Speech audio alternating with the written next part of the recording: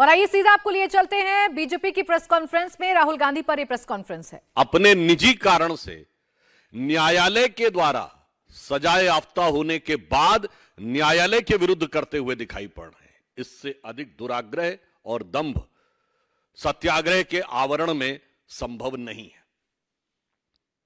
हम बहुत स्पष्ट रूप से कहना चाहते हैं कि इस पूरी प्रक्रिया में जो कुछ भी हुआ वो एक न्यायिक प्रक्रिया का हिस्सा था। न्यायिक प्रक्रिया के द्वारा उन्हें सजा हुई और यह बहुत समय से भारत की संसद के द्वारा बनाया नियम है जिसके तहत उनकी सदस्यता स्वतः चली गई। जैसे अगर आपका एंट्रेंस एग्जाम का रिजल्ट खारिज हो जाए तो आप विश्वविद्यालय में प्रवेश ले चुके हों तो वह स्थान स्वतः आपका खारिज हो जाता है। यह इसमें लीगल पोजीशन है और यानी इसके लीगल, पॉलिटिकल और मॉरल तीनों एस्पेक्ट हैं। अगर आप पॉलिटिकल एंगल से देखें, जितने भी प्रकार के आरोप लगा रहे हैं वो निराधार हैं। फ्रीडम ऐप से सीखकर आपने बकरी पालन शुरू किया है क्या? अगर ऐसा है तो आप अपनी बकरियों को 1 करोड़ फ्रीडम ऐप के जो ग्राहक हैं उनको बिना किसी खर्चे के आप उन्हें बेच सकते हैं। भारतीय जनता पार्टी का स्पष्ट मानना है कि आपको जो जो कहना है कहिए, जो अपशब्द कहने हो कहिए, भाजपा के विरुद्ध कहिए, हमने उसे स्वीकार किया है। सरकार के विरुद्ध आपने कितना कुछ कहा, हमने उसे शांति से स्वीकार किया। प्रधानमंत्री श्री नरेंद्र मोदी जी के विरुद्ध कितना विषवमन किया, हमने उसके ऊपर भी शांत रहे। परंतु जब आप भारत के विरुद्ध बोलते हैं, पिछड़े समाज के विरुद्ध इस प्रकार की घृणा और वैमनस्य की बात करते हैं और उस पे आपको जब न्यायालय के द्वारा सजा होती है और फिर जब आप उस पे राजनीतिक आरोप लगाने का प्रयास करते हैं तो इसमें मुझे उद्दंडता और निर्लज्जता दोनों नजर आती है और यह हमें स्वीकार्य नहीं है क्योंकि यह भारत और भारत की परंपरा का अपमान है। और याद करिए, अहंकार की बात हम क्यों कह रहे हैं? अहंकार इसी नियम के तहत बनने वाले अध्यादेश को फाड़ने में भी था और आज पालन करने में भी है। दूसरा, हमारे हृदय में जो पीड़ा है, गांधी जी की समाधि पे आप अपने तथाकथित सत्याग्रह में ऐसे व्यक्तियों को ले जा रहे हैं जिन्होंने हिंसा में बढ़ चढ़कर हिस्सा लिया था। श्री जगदीश टाइटलर, सत्य और अहिंसा के प्रतीक गांधी जी की समाधि पर न सत्य न अहिंसा, असत्य और हिंसा दोनों के प्रतीकों को सामने लेकर फिर आप यह आवरण ओढ़ने का प्रयास कर रहे हैं। और उससे अधिक हद तो तब हो गई जब कांग्रेस के वरिष्ठ नेता और राज्यसभा में कांग्रेस संसदीय दल के उपनेता प्रमोद तिवारी जी इस सीमा तक चले गए कि जब सजा दी जानी चाहिए तो परिवार को देखकर, यानी गांधी परिवार की पृष्ठभूमि को देखकर दी जानी चाहिए। यानी ये बहुत आश्चर्यजनक बात है। इसके अंदर भी एक संवैधानिक विषय है कि कांग्रेस पार्टी न्यायालय के न्यायिक विवेक से अपने को ऊपर समझती है। It means Congress party considered themselves superior than the judicial jurisprudence of the courts, and they will decide that in what manner and on what basis the court should give their final verdict. इसलिए मैं कहना चाहूंगा कि शायद, जिसे कहावत है ना हिंदी में, रस्सी जल गई पर बल नहीं गया। एक देश में 2 विधान इन्हें आज भी चाहिए। एक विधान आम आदमी के लिए और एक विधान अपने परिवार के लिए। वैसे एक सरकार में 2 प्रधान तो वो चला चुके हैं और पार्टी में भी 2 प्रधान चला रहे हैं, यानी 2 प्रधान चला रहे हैं और परिवार के लिए 2 विधान इन्हें आज भी चाहिए। और फिर प्रमोद तिवारी जी कहते हैं परिवार की पृष्ठभूमि देख के देना चाहिए। तो मैं विनम्रता के साथ स्मरण दिलाना चाहता हूं कि आप ही के परिवार में आपकी दादी श्रीमती इंदिरा गांधी जी न्यायालय के द्वारा दोषी सिद्ध हुई थी चुनाव में धांधली के आरोप में। यह आपकी परंपरा है, पृष्ठभूमि है।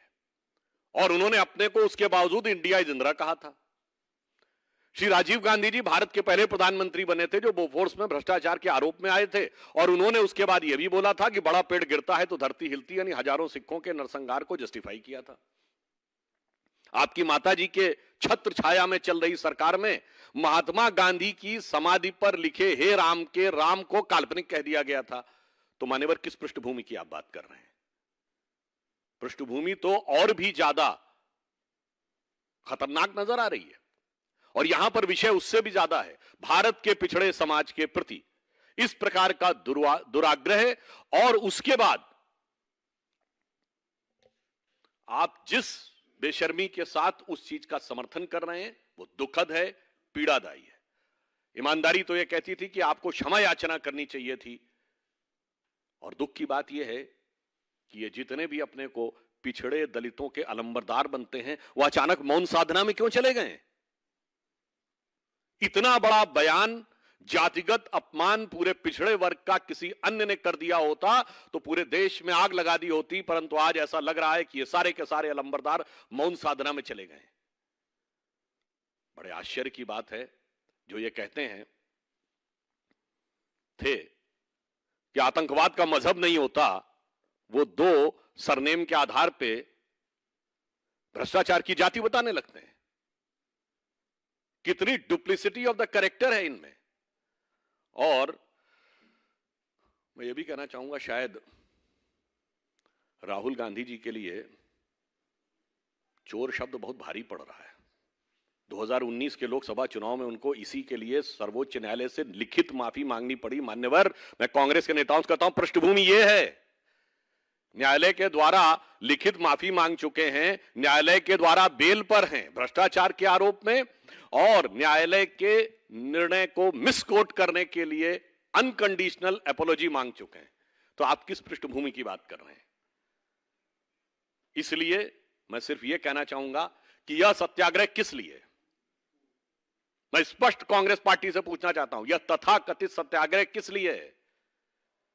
आपने पिछड़ी जाति का अपमान किया, उसको जस्टिफाई करने के लिए, या न्यायालय ने आपको सजा दी है तो न्यायालय के विरुद्ध है, या भारत के जिस नियम के तहत आपको उस सजा के कारण डिस्क्वालीफाई होना पड़ा है उसके विरुद्ध है, या हिंसा में शामिल लोगों को आपने इसमें साथ में लिया है तो यह अहिंसा के विरुद्ध है।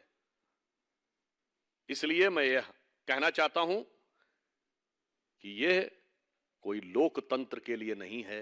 लोकतंत्र के अंदर राजनीतिक अहंकार का पूर्वाग्रह जिन लोगों में है और पिछड़ी जातियों के प्रति दुराग्रह जिन लोगों में है, यह उनके अहंकार का एक प्रदर्शन मात्र है और कुछ नहीं।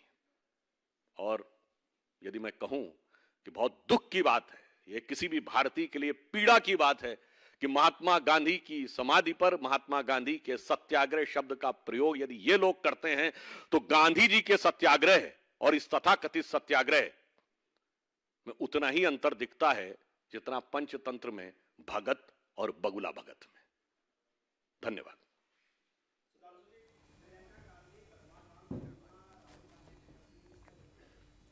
देखिए, बहुत दुखद बात है, इससे पहले भी कांग्रेस के लोग ये कर चुके हैं।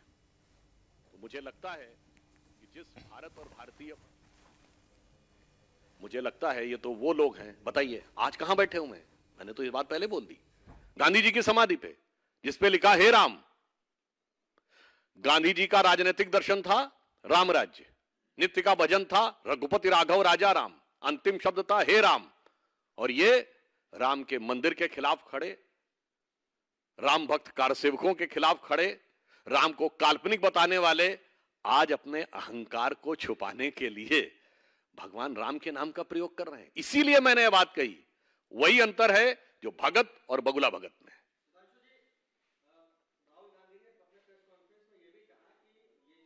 फ्रीडम ऐप से सीखकर आपने बकरी पालन शुरू किया है क्या? अगर ऐसा है तो आप अपनी बकरियों को 1 करोड़ फ्रीडम ऐप के जो ग्राहक हैं उनको बिना किसी खर्चे के आप उन्हें बेच सकते हैं।